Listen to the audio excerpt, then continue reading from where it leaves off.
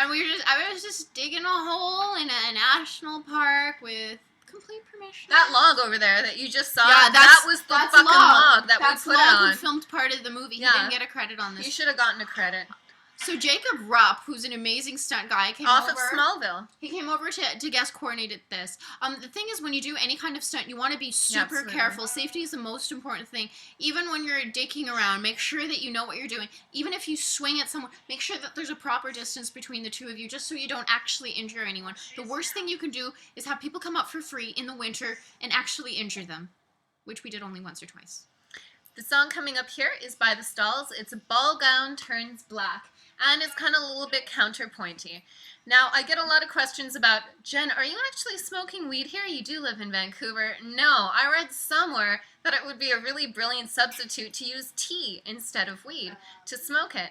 Well, was that a brilliant substitute, Jen? Well, it burns evenly is what I can say, but it is absolutely one of the most fucking disgusting things I inhaled. And why did I inhale? Because I'm fucking method. We made, like, 6 joints out of Earl Grey, and by we, I mean Marianne, fucking awesome, made 6 joints out of Earl Grey. Also, this scene is all over the place. You'll probably not really notice the continuity, but look at the rain on my glasses.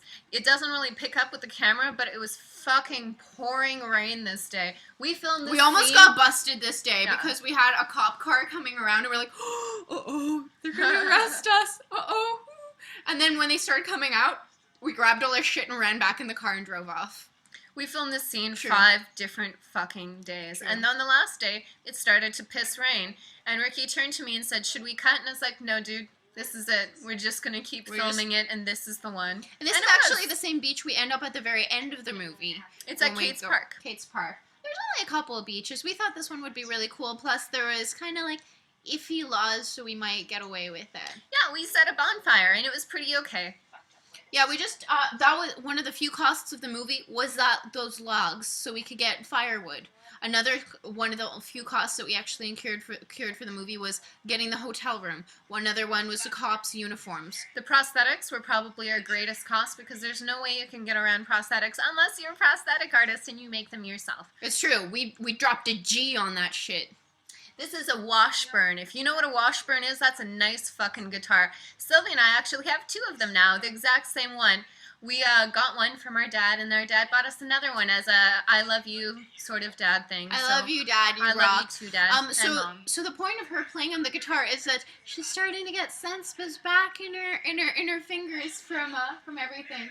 And this is kind of like, I really like this. I really like the movie The Money Pit, like when the bathtub falls through and Tom Hanks goes insane and just starts laughing. So we're like, what if Goody just goes insane now, right? Because, like, why the fuck not? And they're all having a great time smoking weed, and then Goody gets weird. And in addition to all the colos and all the outfits that each character had, we gave them each a code as well. If you like classic horror films and you've seen Man Bites Dog, Goody's jacket is the same one that the killer wears in Man Bites Dog. Would you have ever figured that out? No, that's why I'm here, to tell you, to lead you. This scene right here was one of the trailer scenes. In the trailer, we had we had the horse drag scene, we had the motel scene, we had this scene, we had driving, gratuitous driving scene. And this is amazing. This was This was the first thing we cut. Yeah, this is the first thing we cut together, and we actually released it as a teaser trailer. I remember seeing this footage, and I was watching it with CJ, and we didn't really know what we were going to do with the edit at that point, and he looks over at me, and he says, you know, I would cut the shit out of that. I was like, oh yeah? Cut the shit out of that. He totally did. Poor guy. He should never have offered that kind of service because he ended up doing fucking everything with us on this, which was really cool of him. Totally fucking wicked. This is a character moment for Junkie as well. She's starting to be like, maybe I shouldn't be doing drugs. Maybe there's more to life maybe I than shouldn't be doing drugs. Well, she just well, some heroin. Heroin makes you think shit. It makes you think all sorts of fucked up shit.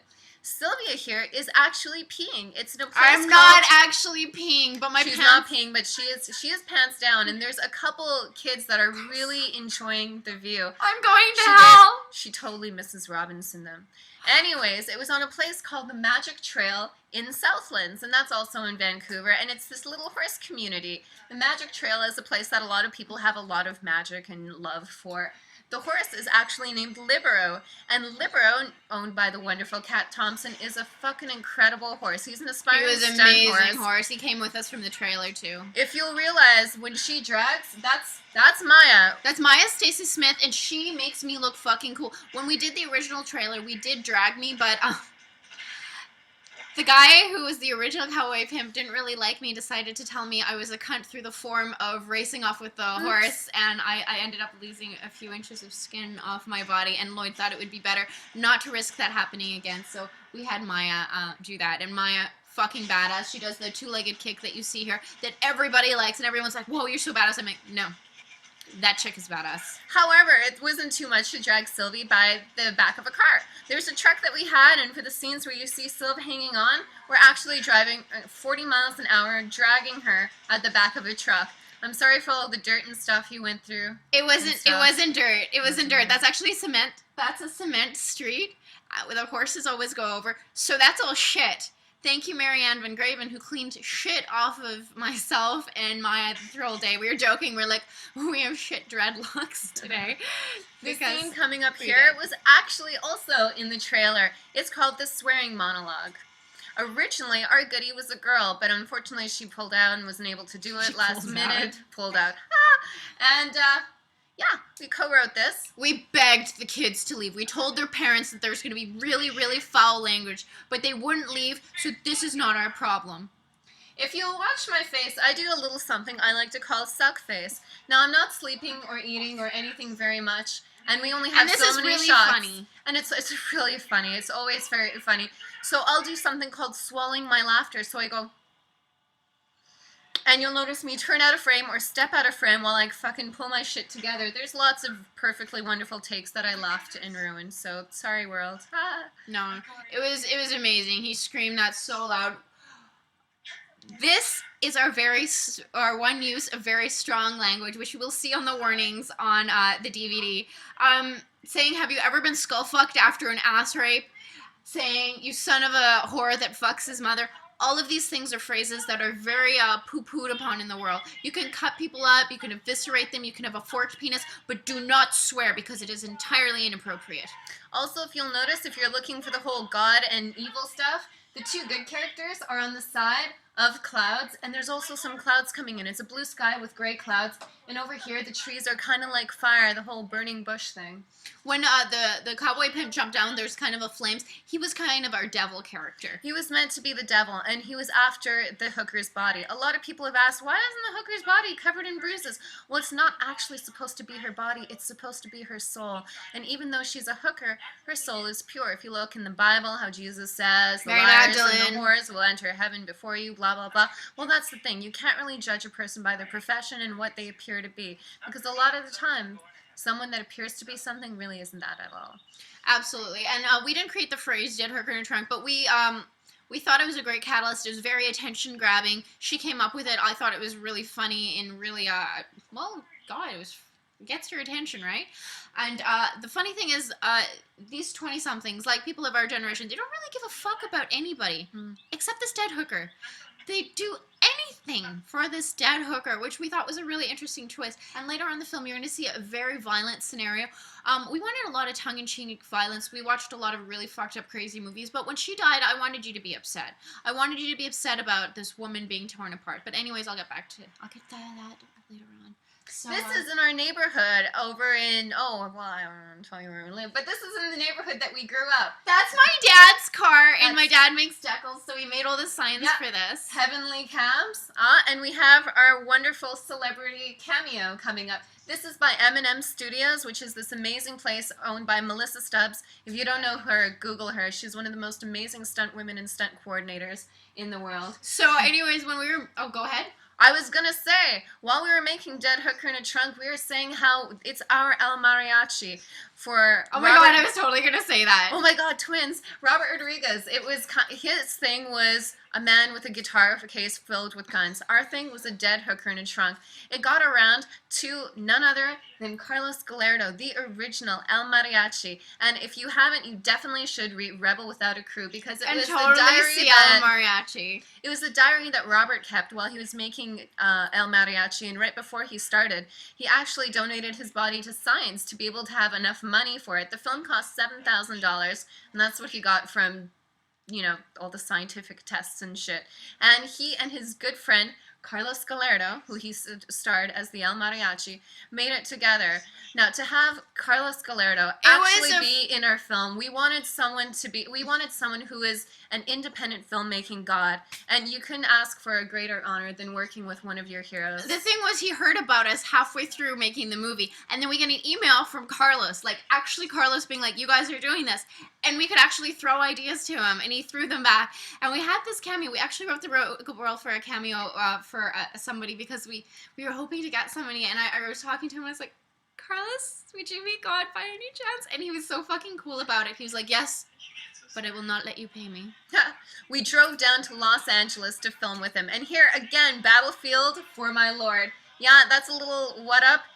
He's playing God, of course, because Carlos Gallardo is an independent filmmaking god. And you know, you hear bullshit from people that say, oh yeah, I started an independent film, I believe in it, I support it. That's fucking bullshit for a lot of people, but Carlos Gallardo actually is the real deal, and he does support independent film. He lives it. He's so totally fucking cool. And I remember him he watched that semi-truck scene at the very beginning, and he watched the first scene, and he looks at me, he's like, what are you trying to do? Do you think you're Ellen? And I was like, yeah, that's totally what I'm trying to do. Yeah, we totally think we're Oh my god, Badass is a little bit of El Mariachi, a little bit of Cherry Darling, and a little bit of Faster Pussycat Kill, as you can tell from the girls. The gazangas. This is a real hospital. We're across the street, and Ricky just fucking runs in, and we did this 3 times. Independent filmmaking, yo. Yeah, and yeah, we got away with it. The staff started getting a little questioned, but we got it. This is actually a house that was donated by one of the people from the church. They heard what we were doing, and they're like, oh yeah, use my house. It can be the hooker's house. Her grandkids came to visit that day, and we were like, they really shouldn't be here. There's a lot of foul language. And they're like, oh no, they're excited to see a movie. And then they're like, why did you have to use the F word so much? But they were totally cool. Totally cool. We only really supportive. wanted to use the exterior of the house because we grew up in that neighborhood, and we saw this beautiful blue house with a nice red door all our lives, and we're like, you know what, I'd like to film there one day. And Dream realized we totally did. Now when they go inside the house, there's a little bit of movie magic here, just like that one hallway turned into Inkira's bathroom. This is actually Ricky Gagne's house, and we set decked it, of course. And around everywhere is little motivational things, because the hooker is kind of an unhappy person, and she had little pick-me-ups all around the place. You know those people that are like, about the energy you put out into your world is the energy you get back? She's got all these like, oh, you'll be beautiful, you'll be this, you'll be that. Okay, now, this is very important. I'm afraid I might be losing my mom at this point in the film. Both of us were. So, boom. We put in a cute dog with a mohawk. Now, there's nothing to get away with a little bit of violence. I mean, we're female filmmakers. I imagine we can get away with a little bit more than your average bearer, but there's some bad shit that's about to come. You know, later on in the film, we got a really bad torture sequence, we got a beating sequence, we got a fucking... So we said we need something that people are going to go, oh, that's kind of nice, thanks, guys. That dog is actually... Farley M. Mowat, and he's Ricky Gagne's dog. We were hoping to find a Junkie that had a dog because Junkie and the dog are supposed to have a nice relationship, and boom. She actually has 2 pug dogs. The other one is Maggie May, and Maggie wasn't as much a thespian as Farley was. We spent a lot of time with these cute little dogs. Like, to be honest, like, up until that point, even when the dog's not in the film, the dog was always there. And there are babies there, and there are kids running around. We were like this cute little, like, nomad, independent film, like, family, just wandering via If you didn't catch that right over there, whoops. That was a clue. And it said the beach where the hooker would like to go eventually. And Geek loves clues. We had a clue of... She likes clues like nobody's business. She's like, oh, that's a good clue. And then just to punch it up, like, oh, it's a clue. We made a fizzle noise, and we put a nice vignette around it to be like, ooh. Did you notice that Farley's not wearing his shirt here? No, I didn't. They would never miss that for continuity. No shirt. Boom, he's wearing a shirt. He's got a little Mr. T-shirt. He's got, like, the gold shirt and gold chain put on it. Funny thing about this that actually ages the film a tiny bit, when we made the film, GPSs were not in phones. To have a GPS in a phone was like some big magical thing. You were ahead of your time. I was totally ahead of my time, and now kids watch and say, you put a GPS in your sister's phone? Why? Did she not have a BlackBerry? Funny little lol. There's Lloyd, the killer. And sitting beside him is Badass. Oh, there's Badass. They're following you behind you. Where is Badass? Fuck, there she is. Well, we didn't know if the camera was going to stay in place. Not that if it fell off, there's anything that was going to happen. It's actually suctioned to the hood of the car. And we would drive with it just to make sure. I don't even know what the fuck we would do. Like, literally, we would just go up and pick it up afterwards. Anyway, so we were there to do the honk at the back. CJ knows how to drive. In case you're wondering, yeah, he totally does. He totally knows how to Sylv drive. kind of knows how to drive. Like, if there's a zombie apocalypse, totally let her drive. But if there's another driver available... The dog totally brought it. Look at him. He always looked where he was supposed to. The gentleman that Ricky Gagne is talking to is Ed Brando. Ed Brando is an amazing individual in the Vancouver film community, and he does a lot of lighting and rents out gear. He donated a lot of lights to us. On the day, we were like, fuck, I need a doctor, and he looks over at me straight-faced and says, I have a lab coat, and I was like, you wouldn't get it, would you? Yeah, he did. He totally ran and got it, because Ed Brando is the fucking man. Now, this is the Amsterdam Cafe, the new Amsterdam Cafe. Actually, we were originally going to shoot in the next place over, but nobody ever showed up. Holy fuck. And while we were waiting there, we were waiting inside the new Amsterdam Cafe. It's in downtown Vancouver. I totally recommend going and checking it out. It's, festive. And as we were in there, they were like, what are you waiting for? And we're like, we're waiting for the location next door to open up. And they're like, what do you need it for? Filming a movie.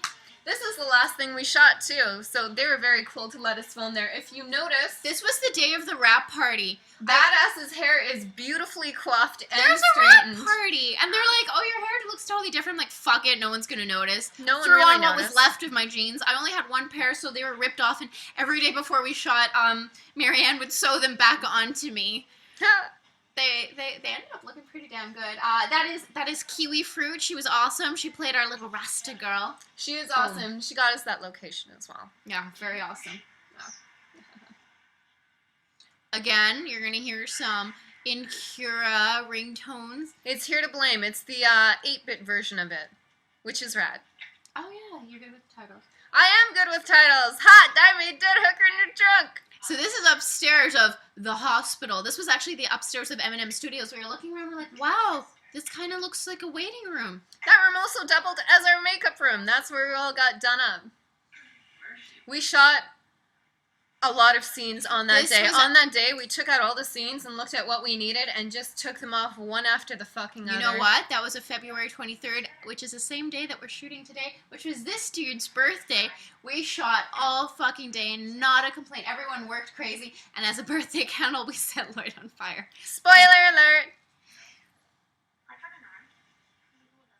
So this is where Junkie starts to also get a little bit more happy. She has her dog, which is actually her dog, and her dog absolutely fucking loves her. He'll follow her around like a little puppy, because he is a little puppy. Yeah, when you said little puppy, that's what I was thinking. Ba-dum-dum. Okay, this is the naughty language that we got shit for. Yeah. It's always 2 steps behind. Now this is actually true. Twins have something like twin telepathy. If I'm at a mall and I don't know where Sylvia is, I can kind of sense and feel her around. We always get questions of, do you guys have special twin powers? Yeah, we totally have ESPN. We can kind of sense where the other one is. And yeah, sometimes I can find out where she is. I'll more likely than not know where she's going and where she's headed. People are like, aren't they gonna question how the fuck Geek got there? It's not even like a power. It's almost like we're just half of a person. And sometimes when we're together, we're like a person. But most of the time, we're not. There are a couple good takes in here that I ruined laughing because I don't The sleep much. sun also ruined these. It was like shadow, sun, shadow, sun. It's independent, but to a certain degree, yeah. And plus Usually- it fucking snowed everywhere, but thank God everyone is very forgiving for this. This is kind of little ahaha. This says no more weird twists. Ah, look, it's a weird twist. That's James Bell. I took acting classes with him back in the Me day, too. and he is a fucking awesome guy. He's a very talented actor, and he's been our friend for years. And when we said, we need a weirdo and we need to cover you in blood and gore, he's like, yeah, sure. Sorry, whatever. my bum's He's falling also- asleep. My knee is hurting. I was kneeling all this time. Oh, the woman. CJ Wallace, when he runs across here, he didn't want to actually hit James, so what he did is he punched the snow, and what he didn't realize is it had rained, oops, in between. And it split his fucking knuckles split open. it the fuck But this is kind of like open. our Goodfellas moment. We're back in Kira's kitchen. Now, we shot this after we did the bathroom thing, and you know how badly I did on cleaning up the bathroom thing. I called them up and said, could we use your kitchen to murder a guy? I kind of need a place to murder a guy. And they're like, yeah. And I'm just like, I'll put plastic up, I'll clean, and they're like, super fucking cool with it, which is amazing. We castrated him, and we put his penis in a pot, one of their pots. That's actually a sausage with fake blood on it. Now, James had blood all over his male region, and if you know what it's like to be covered in fake blood, it is sticky as fuck. So, James, thank you so much for being such an amazing Never sport. complained once. Never complained. And his underwear and his jeans and his area all became sticky. We have and subtle American connected. imagery here on Geek's coverage because we got the red and white stripes. Ah, Americana! Check That's that our shit out. patent shot. You know, in movies, the good guys never really make any bad decisions, and they never get hurt or anything. We're like, fuck that. We want to put these guys through the ringer, and we're like, what if they just accidentally kill a guy? I mean, how do you know? How do you ever know? Like, in the movies, they're always like, oh, you're the bad guy. You're gonna get it now. Well, we really wanted to demonstrate also what happens to the hooker when we reminisce about how she ended up dying. We wanted there to be a complete tone shift of the violence. When people watch that scene, they often say it's really heavy, it's kind of upsetting, it's probably too long. Yeah, it's all of those things. But all of the violence in the film is kind of whimsical and stylistic up until that point because we wanted it to show that the team, the group, just fucking kills indiscriminately, but the hooker's life, they value a whole fuckload. Sacred. The teeth that we actually pull out of here are our own teeth. They're our wisdom teeth that we had when we were little girls. What we wanted to do for this, but we're unable to, is we wanted to mimic the Little Shop of Horrors shot where we had the mouth over the screen, and then you were just like pulling out teeth or everything. That didn't happen. But this was a pretty good substitute. We had our girls over there, Katie and Alyssa, with a blood tube. So every time we did a violent act, they would spritz us with blood. Oh, the dog ate the dick. That was really funny to me. This is an important scene because now you see Geek covered in blood. You have Badass standing here and Geek steps in. Turns out the twins aren't that unlike after all. They're kind of understanding each other more. And by this point, Geek and Badass are kind of family, finally, after all. I love being covered in blood. This Me is one of my too. favorite moments. I had to... And what, but they also took that random picture of us that's like in everything with me holding the drill and you splattered in blood. That was one of the only pictures we got together, and boom, Absolutely. everywhere. We individually took a lot of the behind-the-scenes stills of the thing, so it was kind of a rarity for us to ever be in a shot together. That dog barking, real neighbor's dog. Yeah. When we were being covered in blood, I had to actually fight to keep from smiling because I love being Because covered she's in sick blood in the so much. head. So I She's just, sick. you might catch a couple, because I didn't want to. You might notice a lot of the delivery in this movie, everyone's like, meh. That's called mumblecore. Mhm. What we were trying to do is make a fantastical situation, but nobody really asks that fantastical about it. And then we did the color treatment on this, so it would be kind of like, you know those old pictures of like summer, and it's always kind of like really warm and glowy. We wanted this to be kind of like a nice like, oh hey, just get home. We'll bury the hooker later. You want to hang out? No, okay, what else? That is a different hand, by the way. That was a hand That was that a we different don't hand. own. That's a man hand. We only have a woman hand. Yeah. No man hand. No, unfortunately. This is our This is alleyway. outside our apartment, our old apartment. This is night after the day. You saw us walking up this way. Now you follow Badass in. This is one of the first scenes that we started showing around, and people were like, "Wow, you guys are really fucked up." I was like, "Oh, do you like it thank you. though?" I usually take that as a compliment. There's a notice here on the door, on the elevator. It's actually about people running around and filming around the apartment building. What? Who would do that? I mean, those pesky kids. This hallway's been completely repainted, so if you went into this building You in wouldn't know downtown it's that Vancouver, building. you'd have no idea. This, boom, back to Kurt's place. This was a thing that we never mentioned anything about it. So we were like, you know, it's the fake ending, like, oh, everything's okay.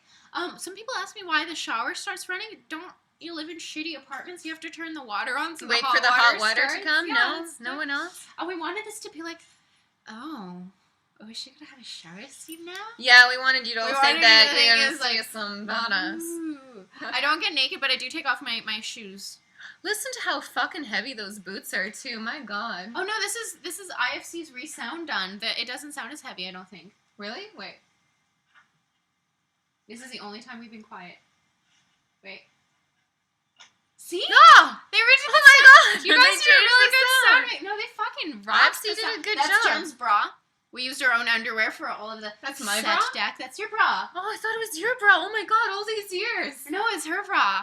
Well, same difference, right? Now, when we were shooting this, Lloyd Bateman's currently, at that time, newborn baby and his wife were in the other room. And, you know, they wanted to hang out on set and visit and see what Dad was doing. And Dad's a stunt guy, so he does stuff like this all the time. We Listen wanted to this- Sylve scream fucking bloody murder. The baby starts crying. I'm surprised. This is the scene she was mentioning. Nobody called the cops. Like, if you live in this building, you should fucking move. Because if something happens to you, No one's gonna no do one anything. gives a But shit. this is badass, and we wanted it to be brutal. Like, this guy fucking kills hookers, right? So we're like, and he was like, oh, I'll just do a few. It's like, let's fucking do it. Lloyd, safety first all the way. It looks Absolutely. really, really rough, but when you practice what you're doing and you go through the motions a few times, you can really push the envelope and making things look realistic.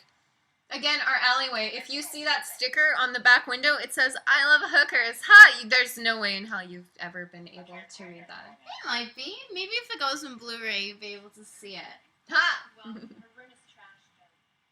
So this is kind of like the, oh, we're not all a bunch of stereotypes. Oh, you guys actually kind of are.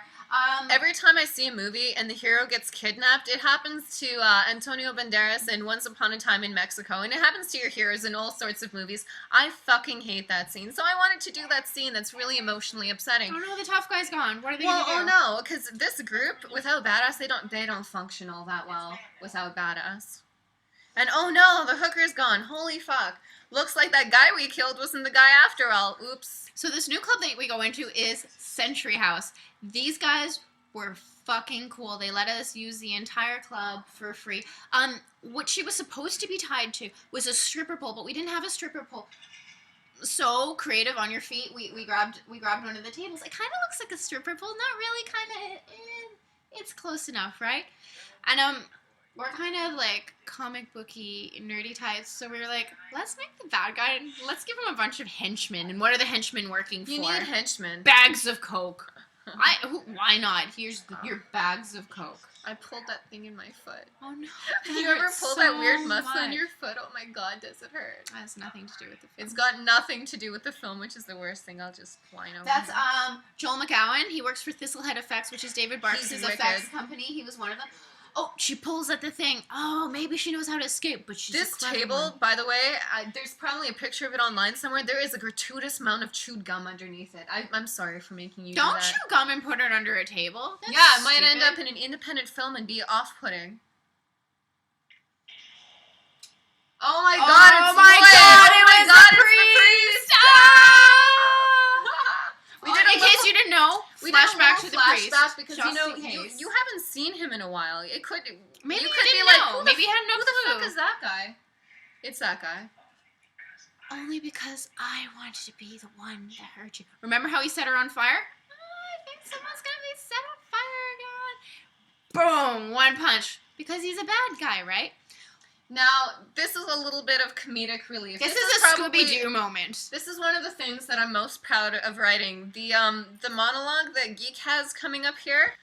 I'm very proud of that She should be piece of proud. literature. We have a joke between the two of us. Sylve writes the rapes, I write the jokes. We have a jokey rape between the two of us.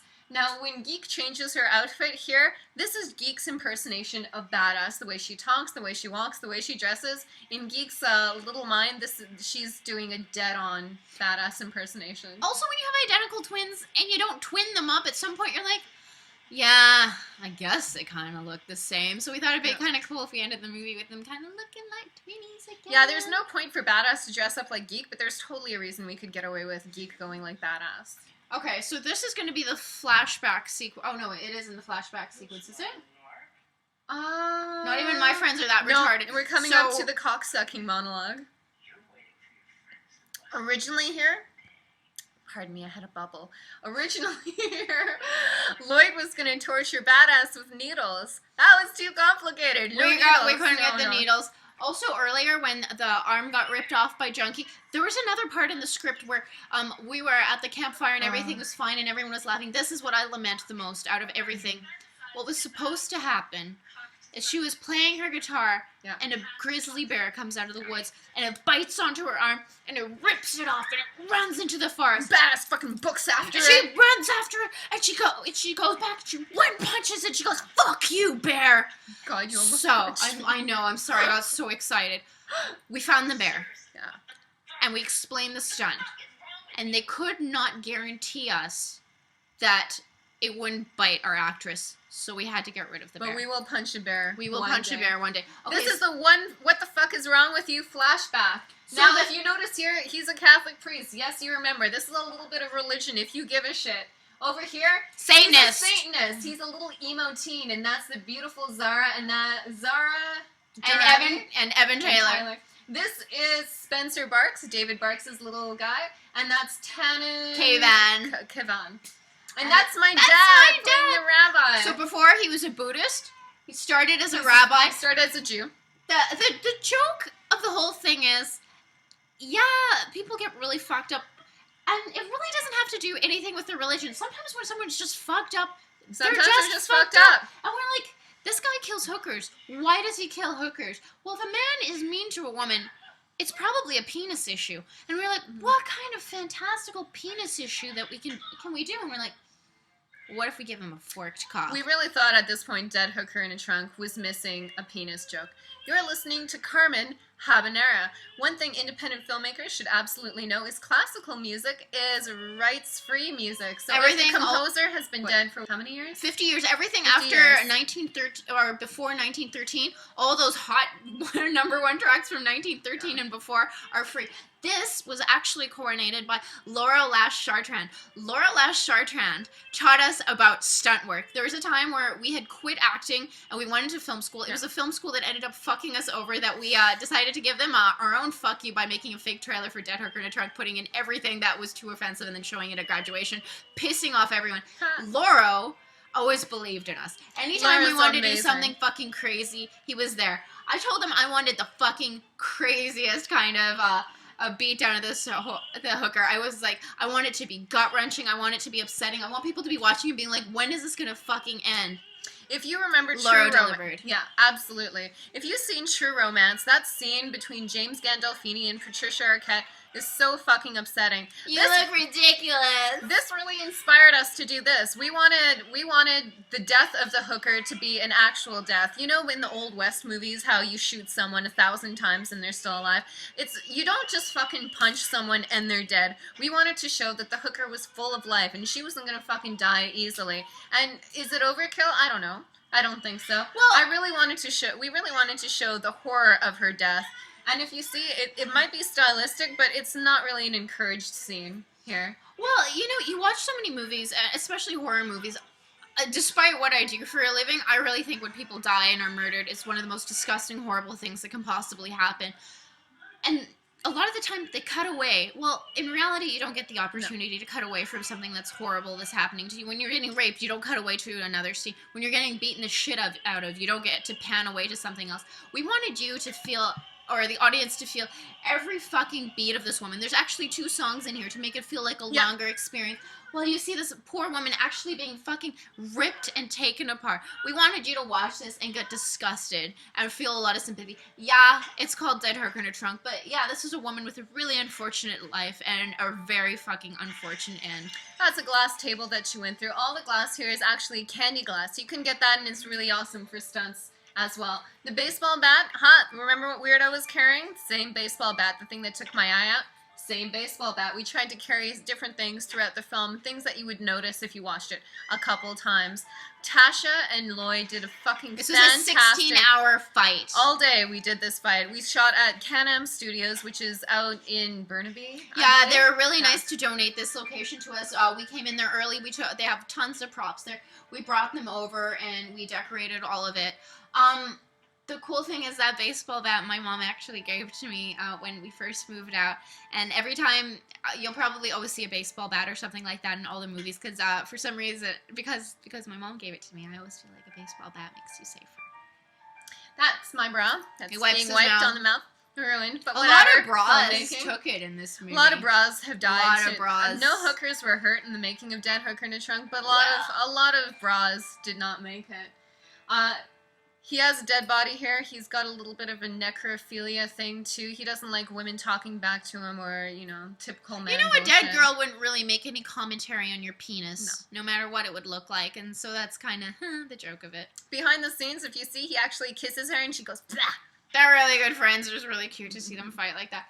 Oh no! Something Badass happened is to dead. Badass. Do you Oh, think no. she's dead at this point? Well, you should be a little bit worried about Badass. We were at gonna this have point. a whole beatdown scene, but Oh. we're like, we just saw that beatdown.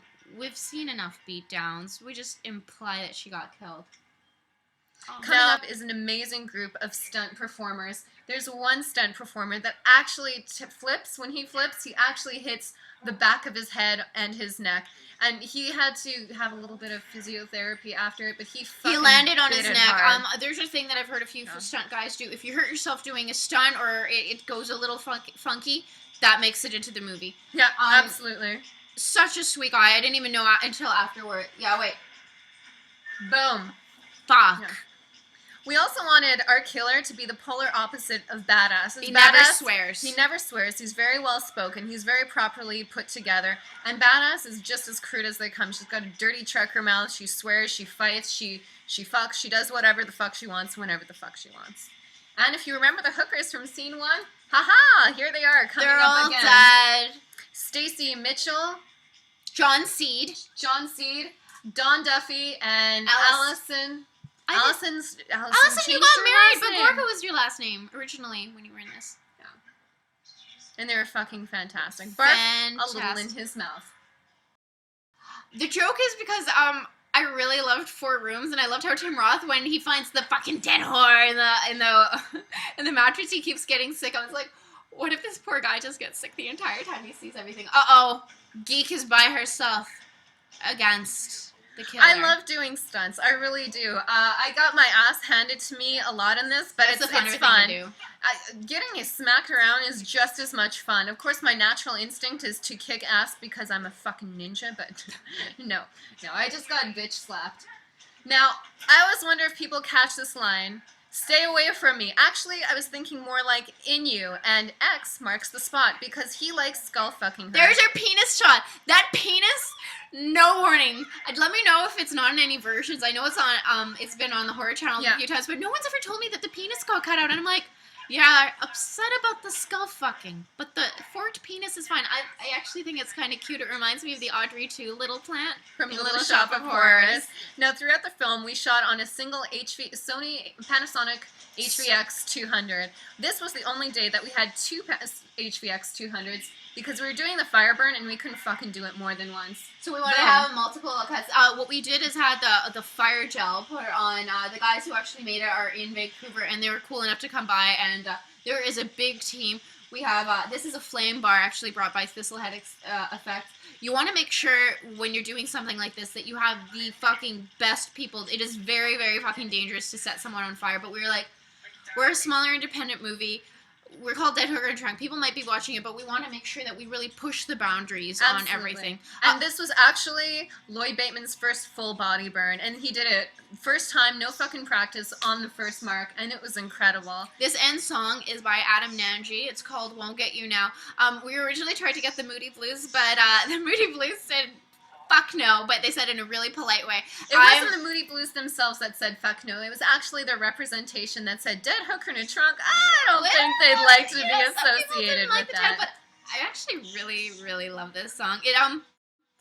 We kind of joke this movie is kind of like an art house meets grindhouse. It's really rough around the edges. There's some super violent parts, but it's also got a lot of heart, like the little twin hug at the end. And that's Kyle Skeen. That's Kyle. Yeah, he helped out with the effects as well. The cops are kind of walking funny because they got ass raped. I don't know if I've sold that enough. It was suggested ass sodomy. Rape. I don't know if this you guys... again is Laura Lee Connery with me playing Ricky in the other side, being in the car with a fucking amazing stunt woman. Oh my god, it was like a geekgasm galore. So the poker smells a little funny, and they go down there. There is a lot of people watching this day. Like, yeah, it's fucking packed on the Ranger beach. Joe is up there. There are like 7 guys over there. They're a bunch of teenagers. No matter what we said, they're having a we're little leaving. bit of a drink. This kiss That's might look hot. sexy. Sun's going down. We only have so much time to shoot it. The wind blew and hair went in my mouth. And actually, didn't stop her. She went for the tongue, man. There's a fuckload of hair in my mouth, but I was like, whatever, give it. The sun's going down. Let's just do this. Hair, whatever, no problem. I believe, or maybe I'm an old-fashioned romantic. I love it when movies end with a big kiss, and their kiss ended when I walked over, and I was like, they're like, walk over. I was like, no. Hey, so what did we drop in the water? Okay, so it was sand, and I thought what kind of sand?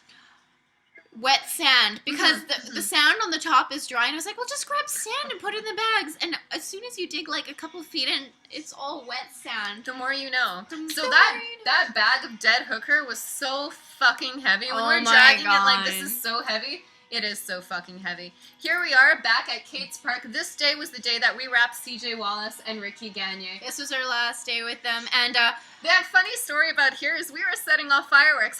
We were setting off fireworks. And the park ranger comes over and says, was someone setting off fireworks here? And we said, oh my yes. God. Oh my God. They went that way. They went Oh my that gosh. way. It was teenagers. It was teenagers. I saw that, and it was so... It was us.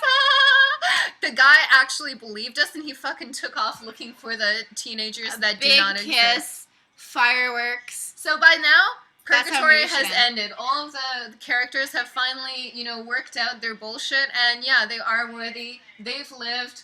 Badass has redeemed herself. This is really Badass's story, because Badass, needed to pull her shit together. When they get to decide, Geek says there's this comic book thing in LA that's cool. That's Comic-Con. San Diego. It's Comic-Con. Which I would kill to go to. I think we're going to go this year. I think we are going this year. He just has to check out home. She says Mexico. That's because we love Robert Rodriguez and Carlos Gallardo so much. If we do a sequel, which we kind of joke about a lot, it's going to be in motherfucking Mexico. Oh my God, you heard it here first. Yeah, it would happen in Mexico. She spikes the lens because, it's the end. Her story's over. She looks over at you like, what the fuck now? Where do you think Are we should going to go to Mexico? Spike the lens. This is actually a bottle of water upside down with crystal light being dipped in. The crystal light is red and it's actually flipped. But it looks cool because it looks like blood is coming up. You will see multiple names in multiple positions. Again and again. Names. No, cast was crew was cast. Everybody helped out. Everybody came out. Everybody Marianne did everything. was absolutely amazing. Her and Don Charge were like family and film family through the experience of Dead Hooker in a Trunk. There was a point where our phones would go off constantly because there were so many bill collectors. The movie itself didn't cost so much. Not having a job and not paying any of our bills did cost a lot. Without even a thought about it, they got us out of a shitload of trouble. Our parents stepped in to help us get out of a shitload of trouble. We definitely want to thank our mom and dad for making this possible. You know that you watch like the Oscars or whatever bullshit, and they say, "Oh, I want to thank my mom and dad," and you're like, "Oh, that's kind of lame." No, it's true. To have parents that support you this much, and they're Roman Catholic parents. We were fucking weird kids, and they never made us feel weird about anything. My parents are the most coolest, supportive people in the world. Everybody on this team was amazing. The best piece of advice I can give you if you are working on any level of filmmaking is make sure that you have the right people. One bad person is fucking poison and toxic on set. But these people were absolutely amazing, and it was an honor to work with every single one of them. And they absolutely fucking killed it. If you want to make an independent film, here's a little tip that really helped me out. Think of the high production values things that you have access to. Yeah. A dog, a cat. A horse. Your little brother, your friend's baby. Businesses. Maybe a business you work at. Maybe a friend owns a business and they'll let you film there. I mean, look at fucking Clerks. They let them film there after hours. That's a big fucking deal. Also, the song here is No Dialogue, Just Plot by The Stalls. Ha! That's CJ Wallace's band. It was fucking awesome. The guy did so much killer soundtrack on this. What to say? Lance's name is misspelled. There's a K and an I at the end, and I apologize. for Oh that. my god, did that actually happen? Jesus, it does. Fuck. How much did this cost?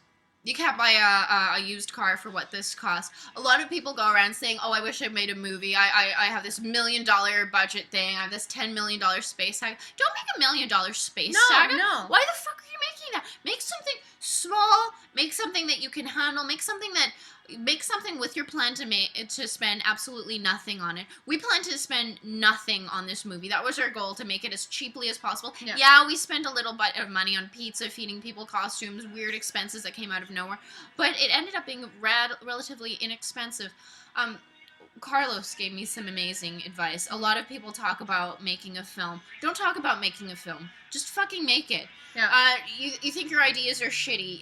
Don't try to make something that other people have made. Try to make something unique. Try to make something that you actually care about. We made this in 2007 and 2012 now. How many? That's that a lot 5 of years? Yeah.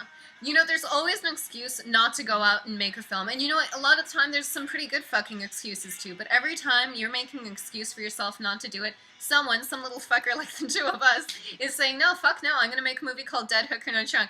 I will be honest with you, there are a lot of people that laughed in our faces when we handed them our little 50-page Word document and said, this is our script.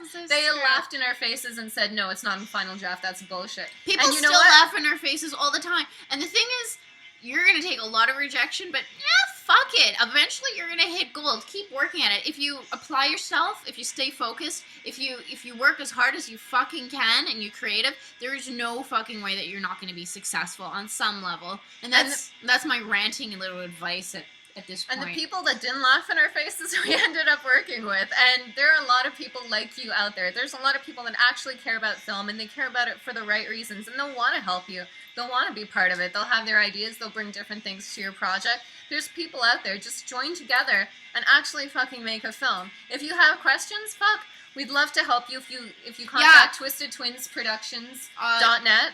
Yeah, and then there's a contact us. contact button. Message us. We would love to hear from you. And everybody who has supported this movie, everybody who has rented the film, who has bought it, who has shown it to their friends, who wrote a review, who's screened it at festivals, who's talked about it, who's gotten the word out, who's pimped our Dead Hooker in a Trunk. We can't thank you enough.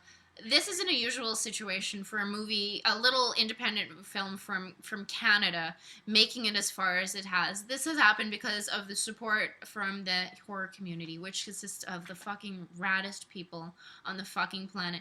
We just finished our second film. It's in post-production right now. It's called American Mary, and we cannot fucking wait to share it with you.